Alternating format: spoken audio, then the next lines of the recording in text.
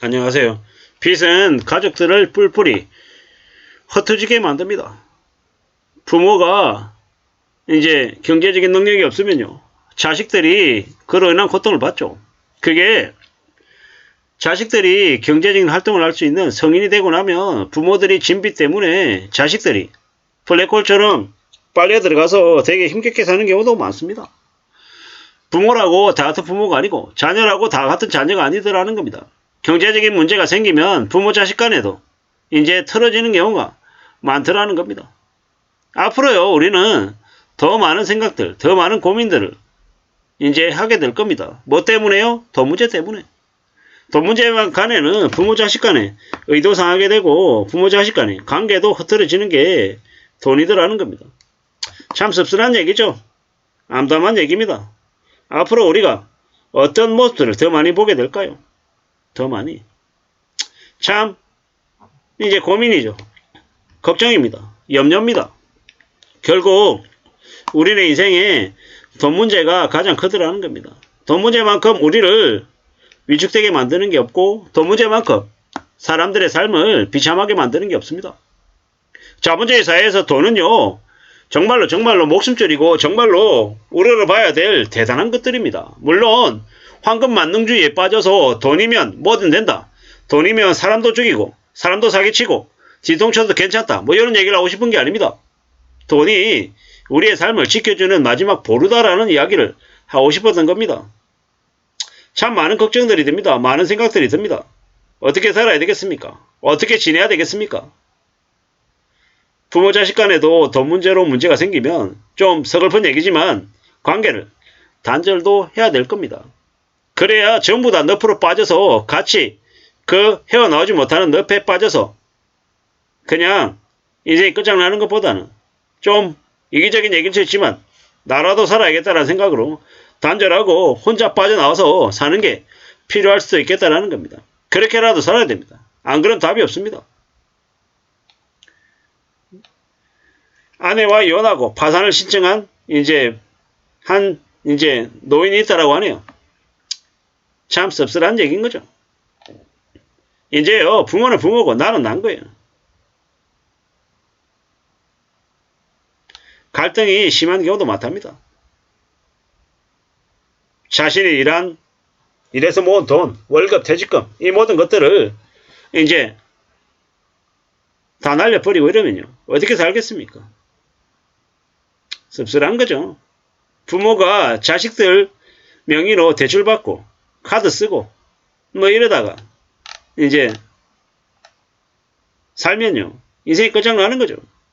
가족이 이제 해체가 되는 거죠.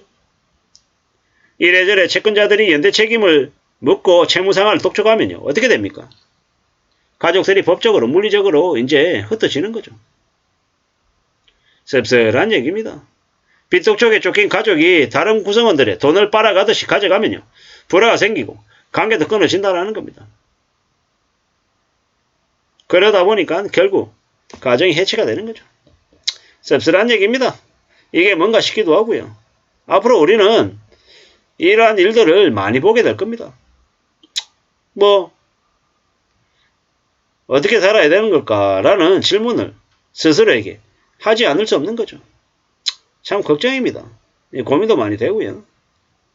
어떤 삶을 살게 될까요? 어떻게 살아야 될까요? 뭐 이제 잘 모르겠죠. 뭐 일부러 그런 건 알 텐데 뭐 어떻게 하다 보니까 이제 저렇게까지 된 걸 텐데 씁쓸한 생각들이 많이 듭니다. 돈이 없으면요, 경제적으로 어려우면 계속 저렇게 되나 봅니다. 어쩌려고 이렇게 되는 걸까? 이런 걱정들 많이 하죠. 좀 더 두고 봐야죠. 좀 더 살펴야죠. 이런 생각 저런 생각 많은 생각들이 드는데요. 두고 보자고요. 지켜보자고요. 안 쉬운 상황입니다. 많이 어렵습니다. 결국은 누가 뭐라 해도 삶을 이제 잘 좀 살아내려면 마음이 좀 단단해져야 되는 거죠. 좀 강해져야 되는 거죠. 걱정입니다. 이런 생각 저런 생각 여러 가지 생각들이 들어서요. 결국 이제 누구나 다 각자 자기만의 사정에 따라서 살아가는 건데 봐야죠. 뭐가 맞을지 뭐가 틀릴지를 말입니다. 누가 뭐라고 해도 좀 강해져야 됩니다. 마음이 단단해져야 됩니다. 염려스럽기도 하고요. 두렵기도 하고요. 걱정도 많이 되고요. 참 저런 상황까지 내몰리면 과연 괜찮을까? 안 괜찮을 것 같은데요. 뭐 두고 보면 알겠죠. 지켜보면 알겠죠. 뭐 누가 뭐라 해도 뭐 각자 삶은 자기네 이제 처지에 따라서 이제 지내는 거니까요. 뭐 이런저런 생각들을 이제 자꾸 하게 되더라는 겁니다. 참 사는 게 왜 이 모양일까? 왜 저렇게 되는 걸까? 라는 걱정도 됩니다. 좀 봐야죠. 어떻게 살아야 안전해질 수 있을지. 뭐 저런 상황일 때는요. 결국은 뭐 이래저래 현실적인 이제 판단을 내려야 되는 겁니다. 가족들 간에도 불편하겠지만 좀 뭡니까? 구분해야 되는 거죠. 이혼도 필요하고요. 이래저래 가구 분리도 필요하다는 겁니다. 어떻게 될까?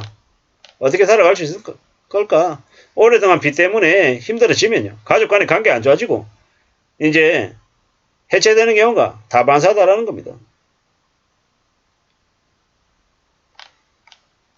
개인회생, 개인 파산 한 이들이 상당수는 이혼하게 되더라는 거, 그리고 별거하게 되더라는 것도 또 두고 봐야 될 것 같습니다.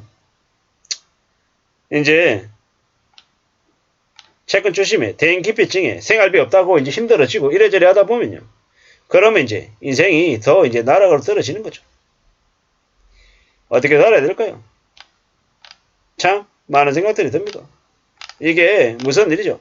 빚은 가족의 공동 과제가 아니다. 뭐 이런 얘기들도 하는데요. 가족들 가운데 한 명이 빚의 늪에 빠지면 온 가족이 감당할 수 없는 빚을 지는 경우가 많다라는 겁니다. 참 씁쓸한 얘기입니다. 어떻게 살아야 될까요? 어떤 현실들이 우리 앞에 기다리고 있는 걸까요? 고민하고 생각하고 따져보고 또 따져보고 또 해야겠죠. 그래야 될 것 같습니다. 그런 마음들을 가지고 아마 지내야 될 것 같습니다. 차분하게 착실하게 마음을 굳게 좀 먹고 지내야 될 것 같습니다. 그래야 삶을 지켜낼 수 있을 것 같습니다. 이런 생각 저런 생각 많은 생각들이 듭니다. 어떻게 지내야 될까요? 잘 모르겠습니다. 정말로 우리가 살아간 삶이 많이 어려운 것 같은데 많이 힘든 것 같은데 괜찮을 수 있을까? 안 괜찮을 것 같은 거죠. 안 괜찮을 것 같은 거죠. 마음 단단히 먹고 좀 더 마음 굳게 먹고 지내야 될 것 같습니다. 그래야 삶을 살아낼 수 있을 것 같습니다. 정말 빚이 얼마나 무서운지 뼈저리게 우리에게 알려주는 뉴스 같습니다. 이상입니다.